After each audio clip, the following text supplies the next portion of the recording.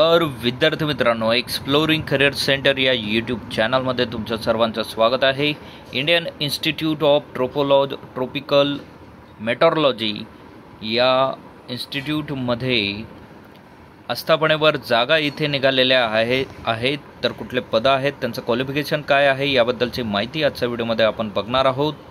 पुण्यामध्ये ही इन्स्टिट्यूट आहे, त्यामुळे ज्या विद्यार्थ्यांना पुण्यामध्ये काम करण्याची इच्छा असेल त्यांच्यासाठी ही संधी आहे. चला तर मग बघूयात कुठली पोझिशन्स आहेत. भारतीय उष्णदेशीय मौसम विज्ञान संस्थान, Indian Institute of Tropical Meteorology, doctor Homi Bhabha Marg, Pashan, Pune येथे ही इन्स्टिट्यूट आहे. So advertisement for research fellowship under the MOES research fellow programme at MOES organisations या थ्रू वॅकन्सी इथे निघालेल्या आहेत.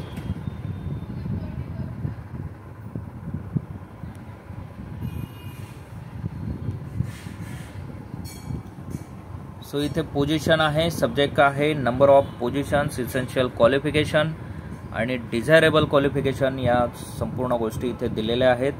तर NCPOR मध्ये MRFP म्हणजे रिसर्च फेलो एक पोझिशन आहे.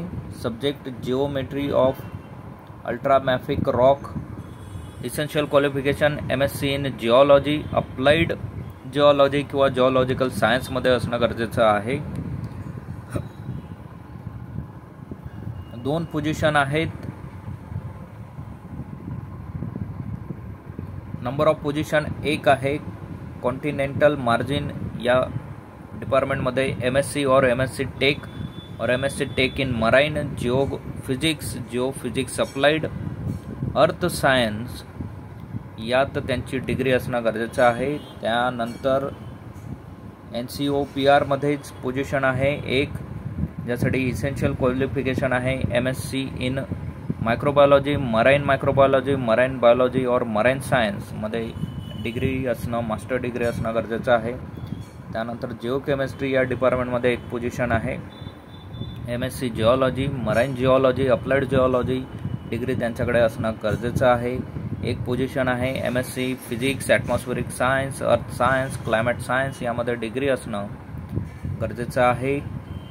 त्यानंतर एक पोझिशन आहे MSc MTech in earth science, geology और इक्विव्हॅलंट एज्युकेशन त्यांच्याकडे असणं गरजेचं आहे. NCESS या इन्स्टिट्यूटमध्ये एक पोझिशन आहे MSc in environmental science and applied geology, remote sensing यात मास्टर डिग्री असणं गरजेचं आहे. त्यानंतर NIOT या इन्स्टिट्यूटमध्ये atmospheric science, physical, oceanography, climate science यामध्ये एक पोझिशन आहे आणि डिग्री त्या सब्जेक्टमधनं असणं गरजेचं आहे. NIOT मध्येच परत MSc in physics, electrochemistry, ME MTech electrochemical इंजिनिअरिंगमध्ये असणं गरजेचं आहे. NIOT मध्येच MSc in physics, physical, oceanography, ocean सायन्समध्ये त्यांच्याकडे मास्टर डिग्री असणं गरजेचं आहे. ओशन बायोजिओकेमिस्ट्री या 2 पोझिशन आहेत. MSc in chemistry, marine science, oceanography, hydrochemistry त्यांच्याकडे असणं गरजेचं आहे. CMLRE मध्ये 2 पोझिशन आहेत. MSc in marine biology, fishery science, geology असणं गरजेचं आहे. त्यानंतर न्यूमेरिकल मॉडेलिंग, ॲटमॉस्फेरिक डेटा ॲसिमिलेशनमध्ये 2 पोझिशन आहेत. Post graduate degree in physical science, applied science, atmospheric science, oceanography, geography, meteorology, one of the subject climate science त्यांच्याकडे असणं गरजेचं आहे. आणि या सगळ्या पोझिशनसाठी ते ॲप्लिकेबल असतील या पद्धतीने इथे एज्युकेशन आणि पोस्ट इथे दिलेले आहेत. सो NCS मध्ये पोझिशन आहे investigate the application of a marine learning technique and enhance predictive capabilities of earthquake warning at MSc in physics किंवा जिओग्राफी किंवा जिओलॉजी किंवा कम्प्युटर सायन्स किंवा M.Tech इन कम्प्युटर सायन्स जरी असेल तरी ते कॅन्डिडेट इथे ॲप्लिकेबल आहेत. टोटल 3 पोझिशन या पदाचा आहेत. सो तुमच्या डिग्रीनुसार तुम्हाला इथे अप्लाय करता येणार आहे. सो महत्त्वाचे पॉइंट्स बघा. योग्यता नीचे दी गई तालिका के अनुसार मूल योग्यता के अतिरिक्त अभ्यर्थी को NET, GATE, LS, CIR, UGC अर्हता प्राप्त होना चाहिए. MSc,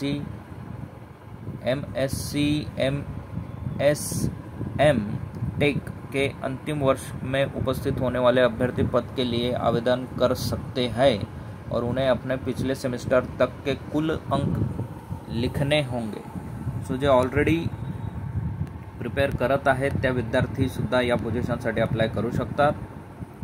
सो 10 ऑगस्ट 2024 पर्यंत 28 वर्ष एज तुमचं कंप्लीट असणं गरजेचं आहे. आणि यासाठी स्टायपेंड जी दिली जाणार आहे ती 37,000 पर मंथ प्लस ॲडमिसिबल HRA सुद्धा तुम्हाला दिला जाणार आहे. 4 वर्षाचा हा अवधी असणार आहे. टेन्युअर 4 वर्ष असेल. जनरल OBC कॅटेगरीसाठी 55% ॲग्रिगेट मार्क्स पाहिजेत. SC/ST साठी 50% ॲग्रिगेट मार्क्स या पोझिशनसाठी पाहिजेत.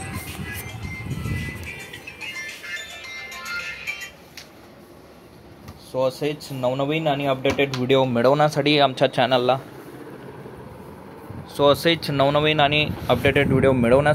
चॅनलला सबस्क्राईब करा. व्हिडिओला लाईक करा. योग्य त्या विद्यार्थ्यांपर्यंत ही माहिती पोचवा. थँक्यू. धन्यवाद. जय हिंद.